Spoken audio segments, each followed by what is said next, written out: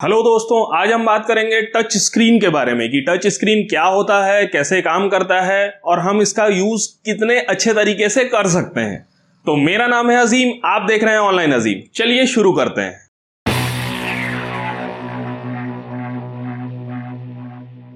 तो सबसे पहले ये जानना जरूरी है कि टच स्क्रीन एक्चुअल में होता क्या है। आज के डेट में हम बहुत से स्मार्टफोन्स यूज कर रहे हैं, बहुत से टैबलेट्स यूज कर रहे हैं, बहुत से कंप्यूटर्स, लैपटॉप्स यूज कर रहे हैं जो कि टच सेंसिटिव होता है। हमें आदत पड़ चुकी है टच स्क्रीन की, क्योंकि अब वो बटन वाले से हम भैया काम करते करते अब थक चुके हैं।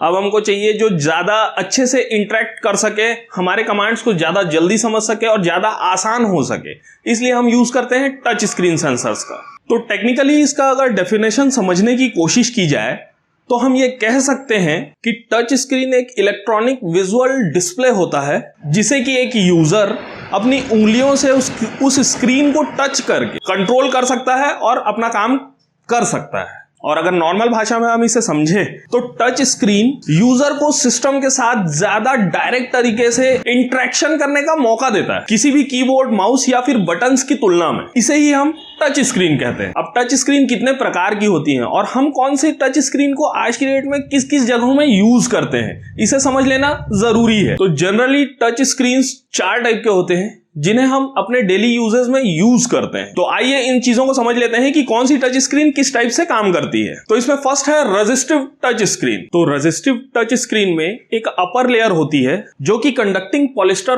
प्लास्टिक से बनी होती है। उसके नीचे वाली जो लेयर होती है वो कंडक्टिंग ग्लास की होती है, जो कि ये दोनों साथ में बॉन्डेड होते हैं और एक इंसुलेटिंग मेम्ब्रेन से सेपरेट होते हैं। अब इससे तो कुछ समझ में आया नहीं होगा, तो नॉर्मल भाषा में इतना समझ लीजिए कि जब हम रेजिस्टिव स्क्रीन को टच करते हैं तो हम उसमें एक प्रेशर बनाते हैं, उसे दबाते हैं, करंट के प्रवाह में बदलाव होता है, उसको कंट्रोलर के पास भेजा जाता है और उसे प्रोसेस करके ये पता लगाया जाता है कि कहां पर टच किया गया है। फिर उस जगह का पता लगने के बाद वो हमारे दिए हुए कमांड को एक्सेस करता है और हमें उसका रिजल्ट शो करता है। तो इस तरह से रेजिस्टिव टच स्क्रीन काम करता है। ये बहुत से पुराने फोनों में आता था जो सस्ते होते थे, और जो शुरुआती दौर के जो टच स्क्रीन फोन थे उनमें इसी टेक्नोलॉजी का यूज किया जाता था। पर अब मामला बदल गया है, अब हम बहुत ज्यादा एडवांस हो चुके हैं। तो इसी के साथ अब दूसरे टॉपिक पे आ जाते हैं जो कि है कैपेसिटिव टच स्क्रीन। इस टच स्क्रीन का यूज आज की डेट में हम लगभग हमारे सारे स्मार्टफोन्स, सारे टैबलेट्स, इन सारी चीजों में हम इसी का यूज करते हैं।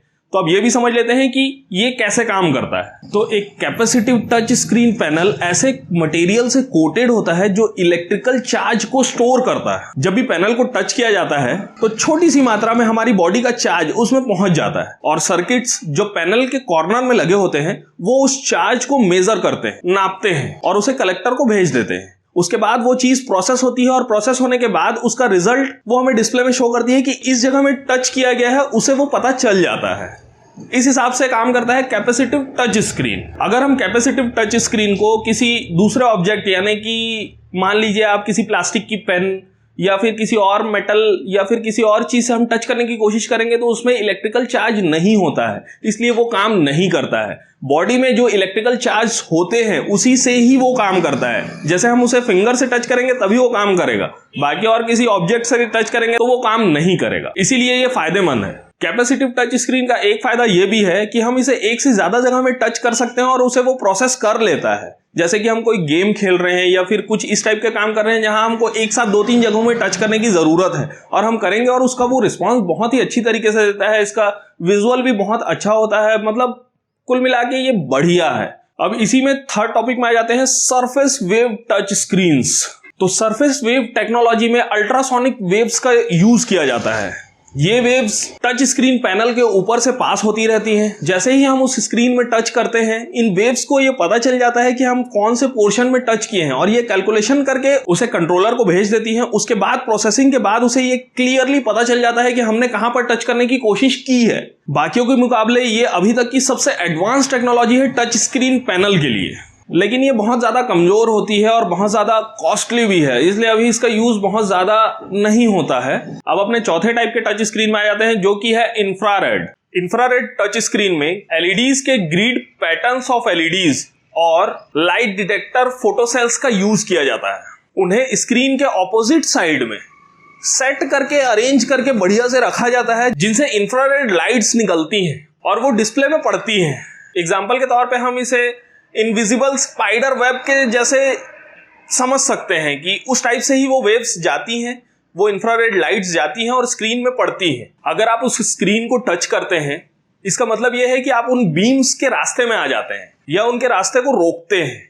तो उसके अंदर में लगी हुई माइक्रोचिप इसे कलेक्टर को भेज देती है और ये पता लगाती है कि कहां पर आपने टच करने की कोशिश की है, और इसे प्रोसेसिंग करने के बाद आपको डिस्प्ले में जहां पर आपने टच किया है वो टच आपका शो हो जाता है। इसी टाइप से काम करती है इंफ्रारेड वेव्स। इसमें उंगलियों से ही टच करना जरूरी नहीं है, क्योंकि वेव्स आ रही हैं, आप उसे इंटरप्ट कर रहे हैं, आप किसी दूसरे ऑब्जेक्ट से भी अगर उसे टच करने की कोशिश करेंगे तो ये प्रॉपरली काम करती है। तो इन चीजों से आप ये तो समझ ही गए होंगे कि टच स्क्रीन कैसे काम करती है और हम कौन से टच स्क्रीन का यूज करते हैं, यानी कि कैपेसिटिव टच स्क्रीन का। अब इसमें भी बहुत सारे लोगों को ये दिक्कत आती है, कभी कभी उनका टच स्क्रीन काम करना बंद कर देता है, कभी ढंग से काम नहीं करता है। तो इसके लिए भी मैं आपको कुछ टिप्स बता देता हूं, जिससे आप खुद ही अपनी इन छोटी मोटी प्रॉब्लम्स का सॉल्यूशन निकाल सकते हैं। अगर आपकी स्क्रीन में भी ऐसी कुछ प्रॉब्लम्स आ रही हैं तो सबसे पहले तो आप उसे एक साफ कपड़े से साफ कर लीजिए और उसके बाद यूज करके देखिए। अपने आपके हाथ भी साफ होने चाहिए, अच्छे से धो लीजिए, उसके बाद यूज करके देखिए। वैसे इन छोटी छोटी चीजों से बहुत ज्यादा फर्क नहीं पड़ता है, फिर भी आप इसे चेक कर सकते हैं कि स्क्रीन में प्रॉब्लम है या फिर कोई और दिक्कत है। अगर इतना में भी काम नहीं मिलता तो एक बार आप मोबाइल को रीस्टार्ट कर लीजिए। रीस्टार्ट करने के बाद उसमें टच यूज करके देखिए। अगर उससे भी काम नहीं बन रहा है तो आपने जो भी उसमें स्क्रीन गार्ड या टेम्पर्ड ग्लास लगाया हुआ है उसे निकाल कर एक बार उसे टच करके देखिए। इतना में भी अगर आपका काम नहीं बन रहा है तो सीधा भैया चले जाइए आप सबसे पास के मैकेनिक के पास और उसे दे दीजिए, आपका फोन खराब हो चुका है। तो उम्मीद करता हूं आप लोगों को टच स्क्रीन के बारे में अच्छे से समझा पाया होगा और आप लोग समझ पाए होंगे। अगर मेरी बातें समझ आई हो, पसंद आई हो, तो प्लीज चैनल को सब्सक्राइब करिए और बेल आइकन को क्लिक करिए, जिससे मेरे वीडियोस आप तक जल्द से जल्द पहुंच सके। जय हिंद।